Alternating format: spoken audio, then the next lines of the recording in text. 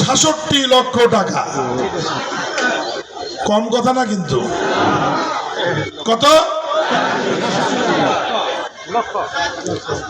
BNP ক্ষমতায় আসছে মাত্র ১.৫ মাস। ১.৫ মাসের মাথায় এই অঞ্চলের মানুষ বরাদ্দ পেলেন প্রায় ৫ কোটি টাকা। কেন পেয়েছেন? কারণ আপনারা বেহেশতে যাননি। আপনার ধানের শেষে ভোট দিয়ে দুনিয়াতেই আছে এবং দুনিয়াতেই বেহেশতে যাওয়ার জন্য আমরা চেষ্টা করছি হাদিস কোরআনের আলোকে, ঠিক কিনা? এই জন্যই উন্নয়ন হবে। আর যে এলাকাগুলোর মানুষ বেহেশত চলে গেছে ওখানে তো আমাদের ফ্যামিলি কার্ড দেওয়ার দরকার নেই, আছে? কৃষক কার্ড দেওয়ার দরকার নাই, বৃক্ষরোপণের দরকার নাই, খাল খননের দরকার নাই, ব্রিজ কালভার্ট রাস্তা কোনো কিছুরই দরকার নাই, কারণ তারাও তো অলরেডি একটা প্রতীকে ভোট দিয়ে বেহেশতে চলে গেছে।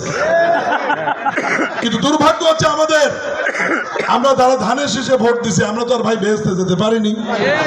আমরা বেহেশতে যাওয়ার জন্য চেষ্টা করছি, হাদিস কোরআনের আলোকে সর্বোচ্চ চেষ্টা করব হাসরের ময়দানে যাতে মহান আল্লাহ আমাদের সবকিছু বিবেচনা করে আমাদের যাতে বেহেশত পাঠানোর ব্যবস্থা করে। সবাই বলি আমিন।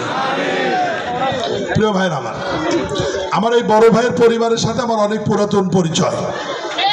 ওনার ছোট ভাই মাননীয় কৃষি মৎস্য প্রাণী সম্পদ মন্ত্রী টুকু সাহেব, আমরা একসাথে ওঠা বসা করি এবং আমার নামে আমার একটা স্কুল আছে গ্রামের বাড়িতে, আমার নিজের নামে স্কুলটি করেছি 2001 সালে। কত সালে? 2001 সালে। 2003 সালে আমার এই ভাই ছিল শিক্ষা উপমন্ত্রী। কি ছিল? একদিনে উনি আমার এই স্কুলের অনুমোদন দিয়েছিলেন।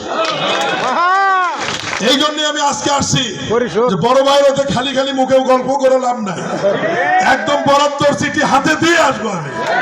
এই জন্য এই যে 4,67,000 টাকার সরকারি বরাদ্দপত্র চিঠি আমার ভাইয়ের হাতে তুলে দিলাম।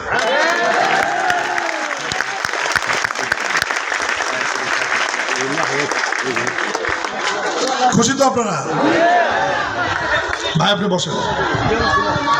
সবসময় মনে করবেন শহীদ রাষ্ট্রপতি জিয়াউর রহমানের দল বিএনপি, বেগম খালেদা জিয়ার গড়া দল বিএনপি, তারেক রহমানের নেতৃত্বাধীন বিএনপি নগদে বিশ্বাসী, ওয়াদা রক্ষা করার দল। তারেক রহমান বলেছিল আমরা বাড়ি বাড়ি ফ্যামিলি কার্ড দিতে চাই, আর যারা বেহেশতে গিয়েছে তার নেতা বলেছিল ধুত্তর ফ্যামিলি কার্ড। কি বলেছিল? ফ্যামিলি কার্ডের পাইলট প্রোগ্রাম বিএনপি শুরু করেছে। হতাশ হবে না, প্রভাব হবে।